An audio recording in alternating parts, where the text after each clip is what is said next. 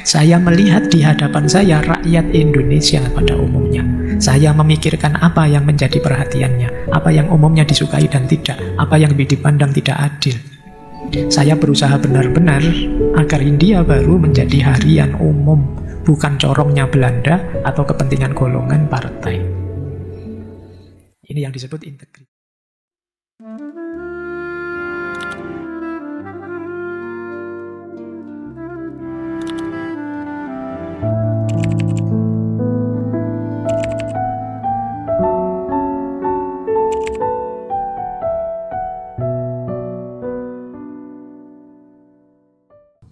Baik. Namanya luar biasa, Masyhudul Haq. Penegak kebenaran, saksi kebenaran. Nama Salim itu nama ayah beliau. Ayah beliau Sultan Muhammad Salim, ibu beliau Siti Zainab. Beliau punya pengasuh orang Jawa yang dipanggil emak. Emak inilah nanti yang manggil beliau sejak kecil Gus. Biasa kan di Jawa anak laki-laki yang kecil itu apalagi dihormati dipanggilnya Gus. Nah, kemana-mana dipanggil Gus akhirnya melekat itu nama Gus pada beliau. Akhirnya berubah waktu sekolah ya didaftarkan dengan nama Agus.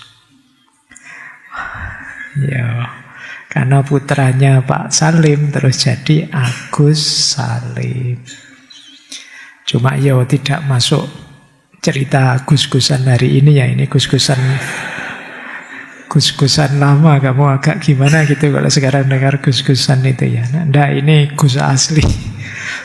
Ya. Baik. Beliau ini memang terkenal pinter, cerdas. Di sekolahnya pun beliau karena orang tuanya ini jaksa pengadilan zaman Belanda. Jadi lumayan kelompok mampu.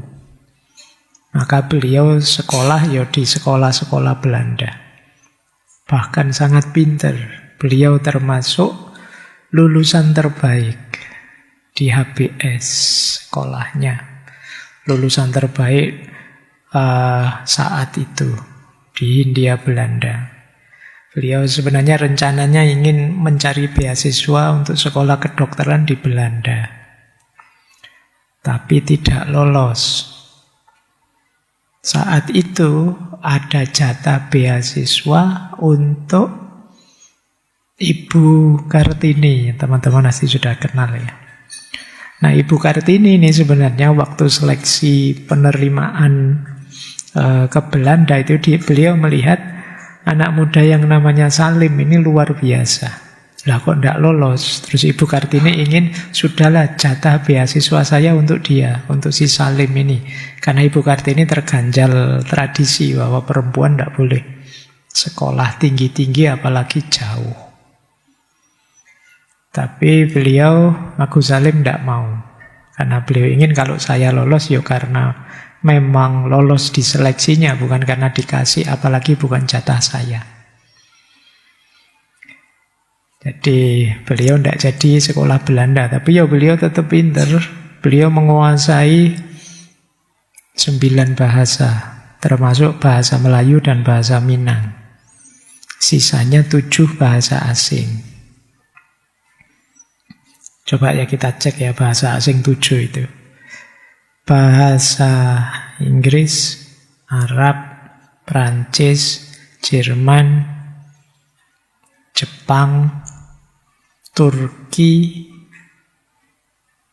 Saya lupa, satu lagi mana? Arab. Arab sudah. Sudah. Kita menghafalkan 7-nya saja gak ilang. Beliau bisa 7 bahasa. Kamu coba menghafalkan Arab, Inggris, terus Jerman. Oh iya, Arab, Inggris, Jerman, Prancis, apalagi Turki. Beliau menguasai juga bahasa Turki. Dan lain-lain kamu cek sendirilah ya. Tapi seputar bahasa itu. Saya menguasai 9 bahasa termasuk bahasa Minang, bahasa Melayu.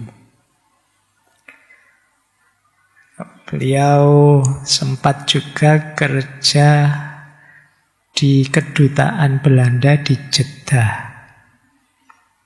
Yang di sana nanti beliau mumpung di sana terus berguru agama kepada paman beliau, Syekh Ahmad Khotib Al-Minangkabawi.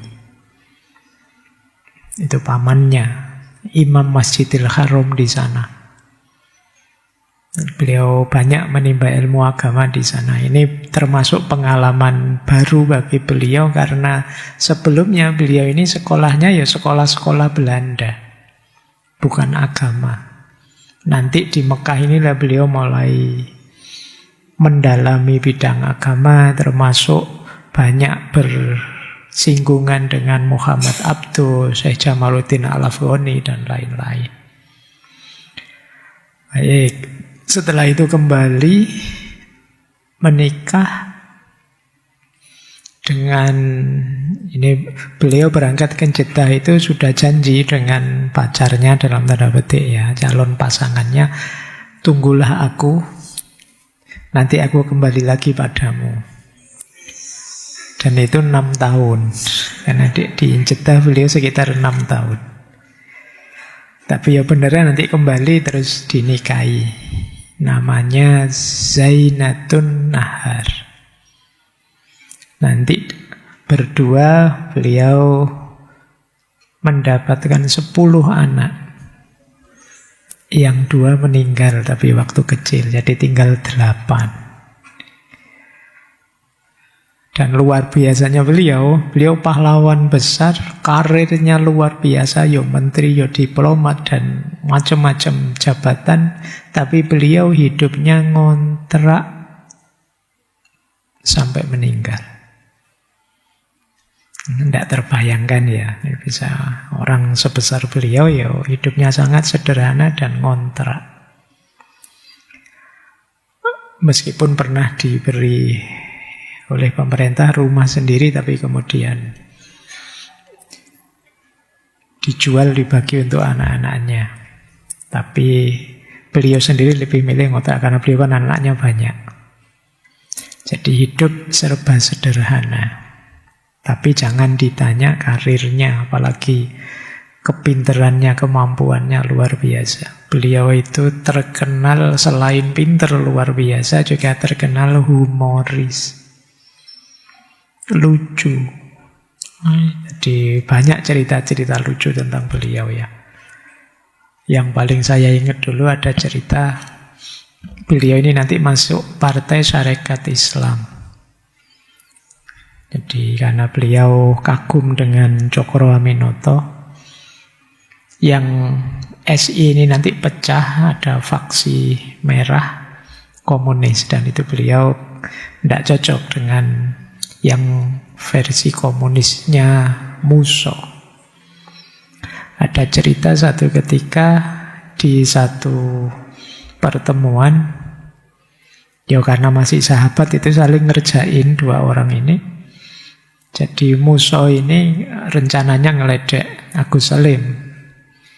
Jadi Musso naik ke panggung terus tanya pada audien, wahai audien, kalau kalian lihat janggut yang panjang, yang teringat apa? Audiennya terus bilang, kambing gitu terus. Nah, dia tanya lagi, kalau kalian lihat kumis yang panjang, yang teringat apa? Audiennya bilang, kucing. Terus Musso ketawa terus turun.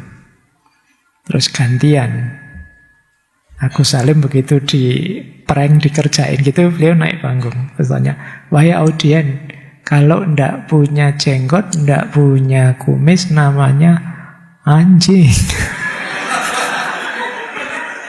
Ya itu guyonannya orang pinter ya.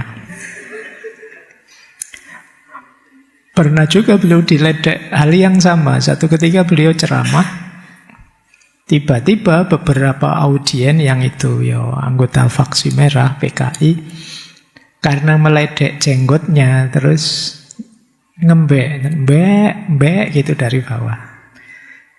Terus Agus Salim ngerti kalau dia diledek, terus beliau melanjutkan ceramahnya sambil bilang gini, saudara-saudara, saya tahu saudara ini paham kalau saya ini ahli banyak bahasa, termasuk mungkin bahasa binatang. Cuma sayangnya hari ini saya masih ingin ngomong bahasa manusia. Tadi saya dengar ada suara-suara binatang, jadi yang merasa binatang silahkan minggir dulu. Yang merasa kambing silahkan keluar dulu. Nanti saya sediakan forum khusus untuk para kambing. Itu khas beliau. Jadi, beliau ini lucu orangnya tapi cerdas. Ada cerita istilah debat kusir itu ketika awalnya, kalau di Indonesia kan ada istilah debat kusir itu awalnya dari beliau. Jadi beliau ini satu ketika naik andong yang ada kusirnya itu, tiba-tiba kudanya buang angin, kentut. Nah, terus Agus Salim bilang, wah, kudanya masuk angin, Pak, gitu. Tukang andongnya bilang, ya bukan masuk angin, itu namanya keluar angin. Gitu. Terus debat, ini yang benar masuk angin sama keluar angin, sama-sama ngeyel ternyata. Yang oleh Haji Agus Salim, ya ini namanya debat kusir itu. Jadi pokoknya asal menang, asal benar saja ngomong seucap-ucapnya. Baik, itu ya gambaran profil beliau. Saya yakin teman-teman kalau tentang kehebatan beliau, diplomasinya dan lain sebagainya sudah paham ya. Bagaimana kiprah beliau. Malam ini kita belajar mencari teladan, mencari wisdom yang bisa kita ambil dari beliau. Bismillah, kita mulai. Ini komentarnya sahabatnya Soekarno yang sama-sama pernah dibuang oleh Belanda berdua. Soekarno menyebut beliau dengan terkenal sekali julukan memang pada beliau itu, yaitu The Grand Old Man. Jadi orang tua yang besar, orang tua yang luar biasa. Kata Soekarno, The Grand Old Man Haji Agus Salim adalah seorang ulama dan intelek. Saya pernah meneguk air yang diberikan oleh beliau sambil duduk ngelesot di bawah kakinya. Ngerti ya maksudnya ngelesot? Saya merasa bahagia bahwa saya ini dulu pernah dapat minum air pemberian Cokro Aminoto dan air pemberian Agus Salim. Ini mungkin khas ya kalau dalam tradisi lama, tradisi Jawa, tradisi pesantren itu minum air pemberian orang-orang yang dimuliakan, dihormati, itu satu kehormatan tersendiri. Berarti Cokro Aminoto dan Agus Salim itu sangat dihargai, sangat dihormati oleh Soekarno. Meskipun nanti dalam banyak hal berbeda pandangan. Baik, kita lanjutkan, kita awali ya. Apa sih yang bisa kita teladani dari beliau, Haji Agus Salim ini? Yang pertama, kejujuran dan integritas. Tadi sudah saya jelaskan, beliau hidup sangat sederhana sampai meninggal. Beliau menolak menggunakan jabatan untuk memperkaya diri. Bahkan sudah jadi diplomat, pernah jadi menteri luar negeri. Beliau tetap naik sepeda ontel itu. Dan tinggal di rumah kontrakan. Tidak terbayangkan ya, kalian pakai motor saja, motor lama saja malu. Beliau yang levelnya menteri biasa saja. Bahkan beliau bilang begini, aku tidak melarat, Aku dan keluargaku sering kekurangan uang, pindah dari kontrakan yang sempit ke kontrakan yang tidak kalah kumuhnya. Makan seadanya. Tapi itu bukan berarti aku melarat. Kami bahagia, kami kaya. Aku, istriku, anak-anakku saling membahagiakan. Kemelaratan itu hanya persoalan mental, bukan kepemilikan harta. Ini dulu pernah kita bahas ya di gaya hidup. Jadi kaya atau miskin itu tidak ada hubungannya dengan berapa banyak yang kita miliki. Tapi lebih pada mental kita, mental yang merasa cukup atau merasa kurang. Kalau mentalnya mental kekurangan, sebanyak apapun yang dimiliki ya tetap kurang. Tapi kalau mentalmu cukup, kalau bahasa agamanya qanaah, punya sedikit pun cukup. Nah, ini mental cukup ini mental yang membahagiakan. Kalian harus melatih mental ini, karena kita tidak tahu hidup kita nanti jenis apa. Masa depan kita itu wajahnya bagaimana. Penting kita punya mental cukup. Orang yang punya mental cukup berarti orang yang bisa menerima hidupnya. Kalau kata Nietzsche, yang bisa mengiyakan hidupnya. Jadi bukan orang yang menidakkan hidupnya. Cirinya apa? Tidak mengeluh. Miskin dari ukuran orang lain tapi tidak mengeluh. Tidak punya apa-apa tapi tidak mengeluh. Bisa menikmati. Oke, nanti kalau teman-teman baca biografi-biografi tentang beliau, itu banyak cerita-cerita tentang bagaimana kalau kita yang ngalami itu mungkin pontang-panting. Ada cerita dari Pak Rum, itu yang beliau cerita.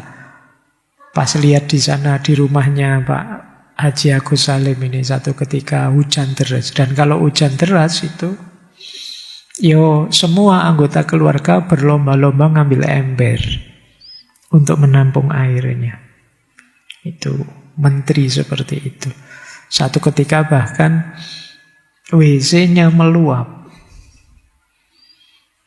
Jadi tidak bisa dipakai. Akhirnya Haji Agus Salim ngalah kalau keluarganya buang air atau apa, ada tempat tersendiri terus beliau yang buang. Nah itu beliau, itu pun beliau tidak bilang, saya tidak sengsara, saya tidak melarat. Kita bahagia, kita bisa saling membahagiakan. Baik, ini bagi saya bagian dari integritas beliau. Oke ya. Saya tidak jamin kalian bisa niru, tapi berusahalah kalau ingin hidupmu bahagia. Lanjut ya. Ini contoh gambaran integritas beliau lagi. Kata beliau begini. Ini pidato yang dia sampaikan saat beliau berhenti jadi ketua redaksinya Hindia Baru. Satu harian zaman itu. Kata beliau begini. Selama saya menjadi pemimpin dan pengisi Hindia Baru, saya tidak berbuat seperti pemimpin syarikat Islam. Dan kalau saya menulis tajuk rencana, saya tidak berpikir seperti dalam rapat partai. Maksudnya apa? Ya meskipun saya pegang harian, saya pegang jurnal, saya pegang Hindia Baru, saya tidak mungkin memanfaatkannya untuk kepentingan partaiku. Saya melihat di hadapan saya rakyat Indonesia pada umumnya. Saya memikirkan apa yang menjadi perhatiannya, apa yang umumnya disukai dan tidak, apa yang dipandang tidak adil. Saya berusaha benar-benar agar Hindia Baru menjadi harian umum, bukan corongnya Belanda atau kepentingan golongan partai. Ini yang disebut integritas. dalam hal ini saya mendapat kritik dari kawan-kawan sendiri. Banyak kawan-kawan partai mengirimkan karangan yang tidak saya muat karena kurang bermutu atau hanya bermutu bagi partai. Jadi ini yang mungkin kawan-kawannya marah karena tidak dimuat. Tapi bagi beliau, ya wong ini bukan harian untuk kepentingan partai. Kalau memang tidak mutu, ya ditolak. Akan tetapi mengenai peri kehidupan dan pendapat saya tentang pemerintah Hindia Belanda serta kebijaksanaannya, saya tidak bersedia tawar-menawar. Hal tersebut diketahuinya. Jadi teman-teman saya maklum kok kalau saya begitu. Karena saya memang bukan tipe orang yang mau bernegosiasi untuk kebenaran. Dan itulah juga syarat waktu saya menerima memimpin India Baru. Jadi saya mau memimpin kalau saya sesuai prinsip-prinsip saya. Jadi tidak mau nego. Baik, ini yang saya maksud ya. Ada pelajaran besar dari beliau, penting untuk teman-teman semua, yaitu integritas. Kalau ada yang tanya, seperti apa sih Pak pribadi yang punya integritas itu? Rumusnya itu ya. Kalian lihat, kalian sudah begitu atau belum? Kalau sudah begitu, berarti alhamdulillah kalian termasuk pribadi yang berintegritas. Jadi dari Haji Agus Salim, coba pelajari integritas ini. Yang pertama apa? Konsisten antara mulutnya, hatinya, dan perbuatannya. Itu yang disebut integritas. Kalau menceramahkan kesederhanaan, ya kehidupannya memang sederhana. Kalau menceramahkan kejujuran, ya beliau jujur. Kalau memang fokus pada pembebasan rakyat dari penindasan, ya beliau tulus di sana ikut berjuang. Jadi tidak hanya ngomong, tapi juga selaras antara omongannya, hatinya, dan juga perbuatannya. Ini orang berintegritas. Kalau kalian punya teman seperti ini atau kamu sendiri seperti ini, sudah luar biasa. Kalian sudah punya integritas. Yang kedua, tetap jujur. Meskipun tidak ada orang yang tahu atau yang ngawasi. Tetap berprinsip meskipun tidak ada yang melihat. Ini orang berintegritas. Berarti apa? Memang masuk mendarah daging.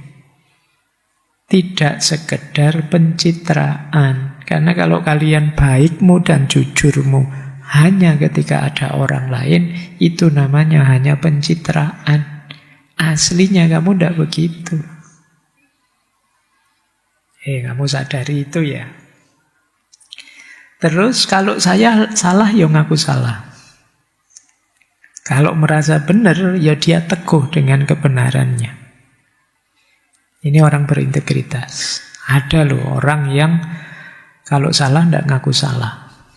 Merasa dirinya benar terus, itu justru tidak berintegritas. Jadi berarti dia menegakkan yang tidak benar. Tidak mungkin orang berintegritas begitu. Kalau salah dan sadar salah, ya ngaku terus diperbaiki. Ini kadang-kadang kan kita mengedepankan malu untuk ngaku salah itu. Tidak, kalau salah ya diakoni salah.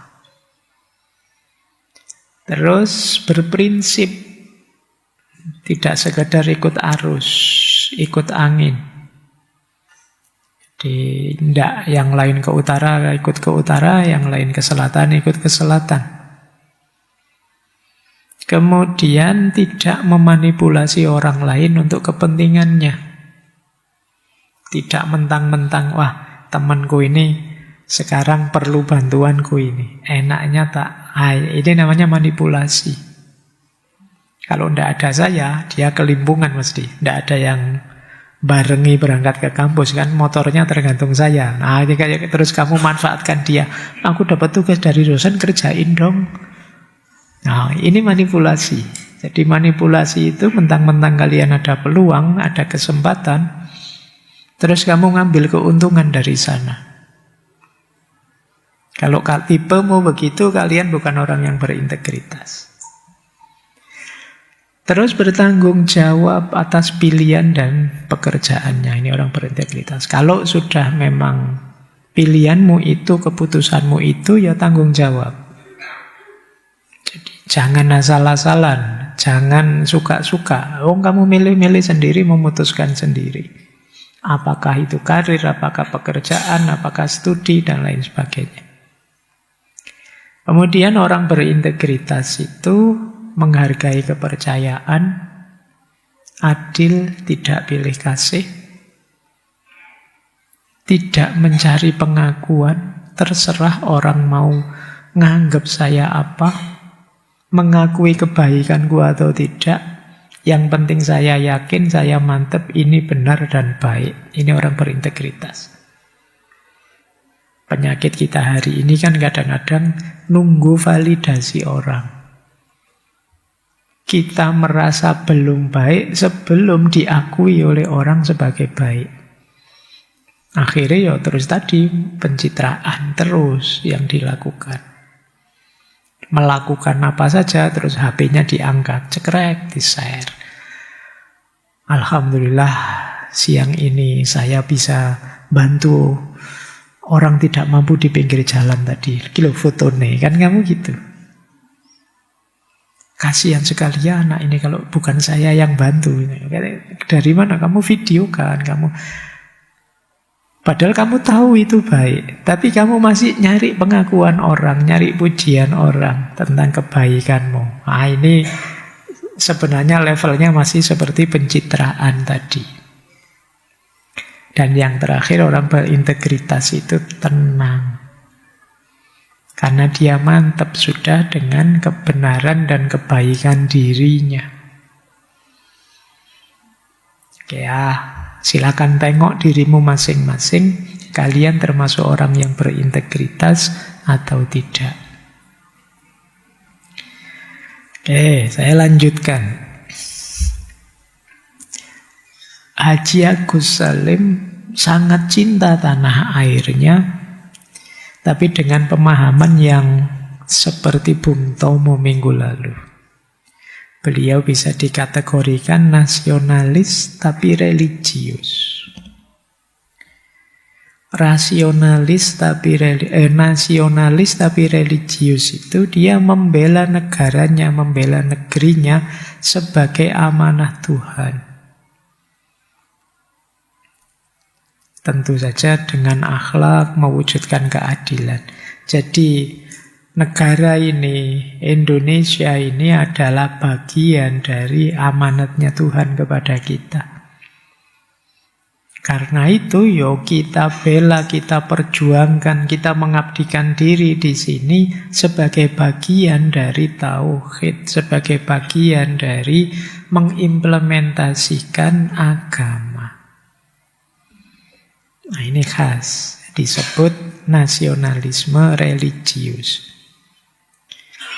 Nanti untuk ini beliau nanti berdebat dengan sahabatnya Soekarno yang punya konsep yang berbeda.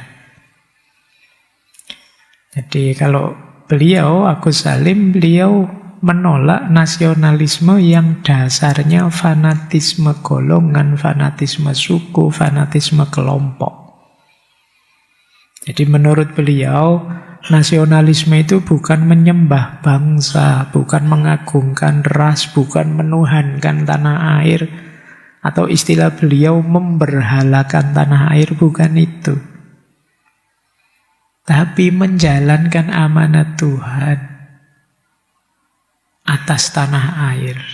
Dengan cara apa? Menata hidup agar adil. Jadi ini cara pandang yang berbeda. Bahkan menurut Haji Agus Salim, nasionalisme yang semacam ini tidak sempit hanya untuk Indonesia saja, kata beliau. Kalau bagian bumi yang lain ada penindasan, sebagaimana Indonesia saat itu ditindas, kemudian kita ikut mendukung perjuangan untuk membebaskan penindasan di negara lain, itu menurut beliau itu juga sebentuk nasionalisme. Beliau mencontohkan waktu Indonesia merdeka, negara-negara Mesir, Irak, Palestina itu kan mendukung Indonesia, membela Indonesia. Bagi Agus Salim yaitu ekspresi nasionalisme mereka. Jadi nasionalis itu tidak sempit hanya mencintai Indonesia berarti yang lain tidak dicintai, tidak.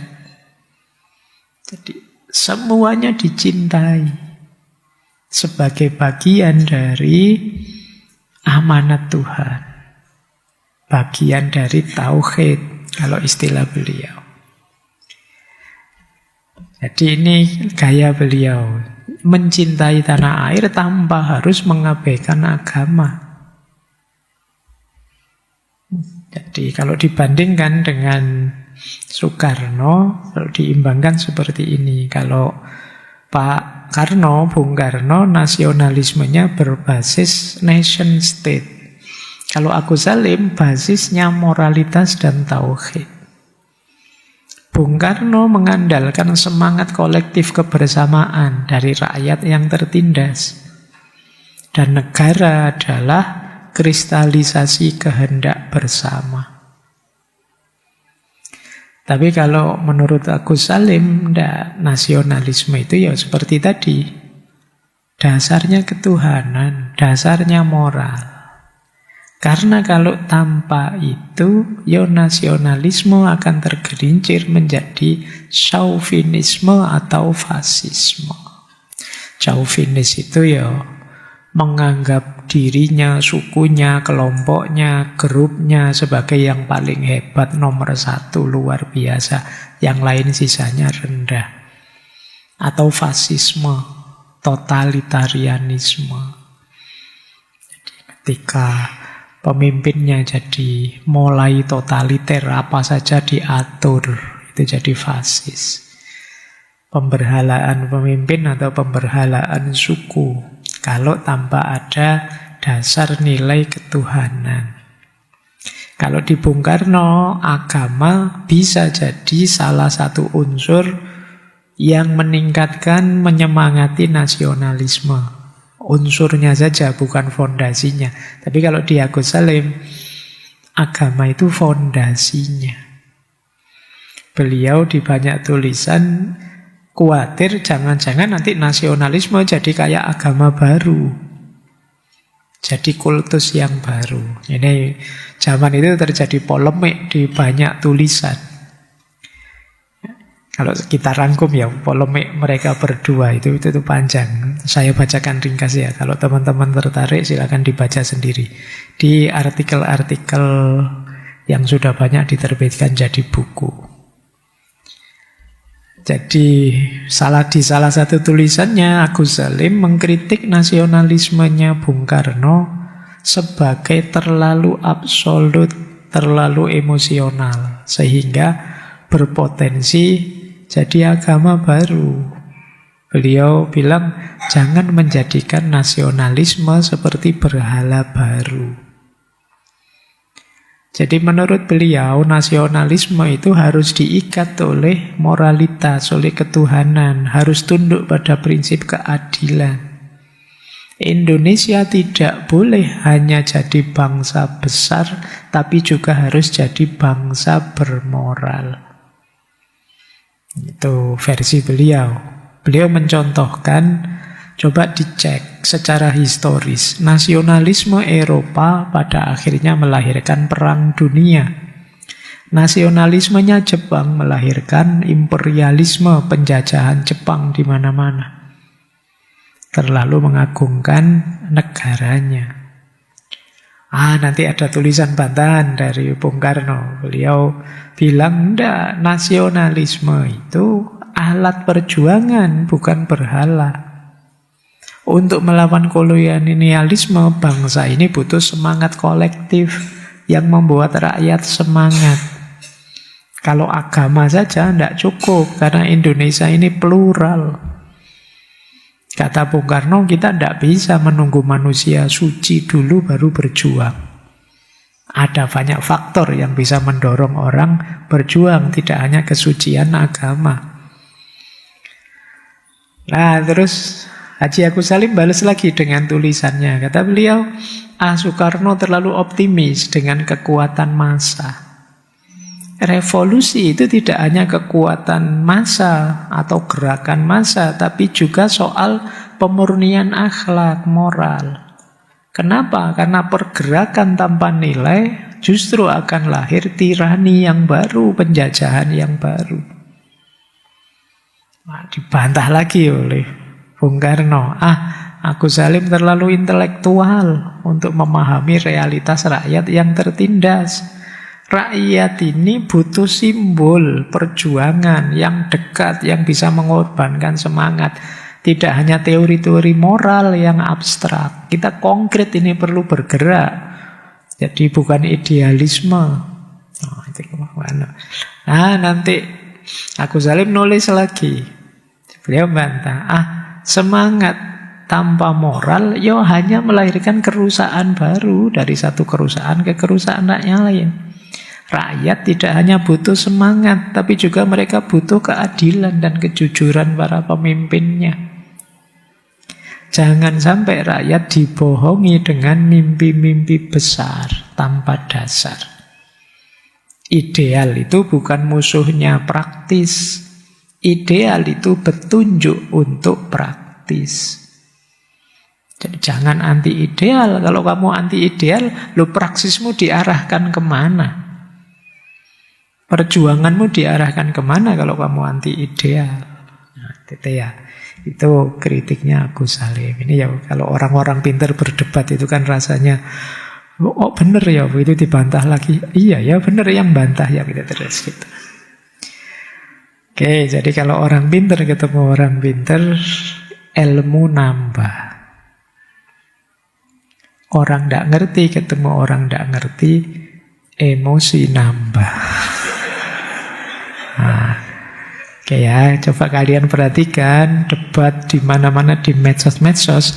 Kalau yang nambah kok emosimu, kemungkinan sedang terjadi pertemuan antara orang tidak tahu dengan orang tidak tahu. Biasanya sesama tidak tahu itu ngeyelnya luar biasa. Terus emosi. Bayangkan perdebatan setajam ini, toh masih bisa bersahabat, masih suka muji-muji kalau di luar. Kalau sekarang sudah musuhan itu saling lapor ke pengadilan sudah. Sekarang tidak. Hari ini mungkin kita relatif tidak betah dan tidak kuat, berbeda. Makanya rasanya kita sering sekali dengar konflik ini, konflik itu. Oke, teladan dari beliau-beliau, para founding fathers bangsa ini mungkin menarik untuk kita tiru. Bagaimana ketika menghadapi pertikaian, perdebatan. Termasuk coba ini yang paling terkenal. Perdebatan, kalimat tadi, kalimat terkenal dari Agus Salim.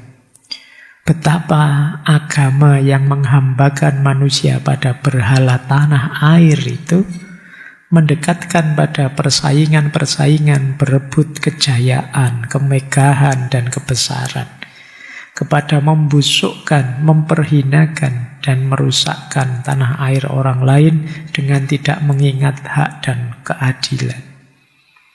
Inilah bahayanya apabila kita menghamba dan membudak kepada Ibu Dewi dalam tanda petik, yang menjadi tanah air kita itu karenanya sendiri saja, karena eloknya dan cantiknya, karena kayanya dan baiknya, karena airnya yang kita minum, karena nasinya yang kita makan.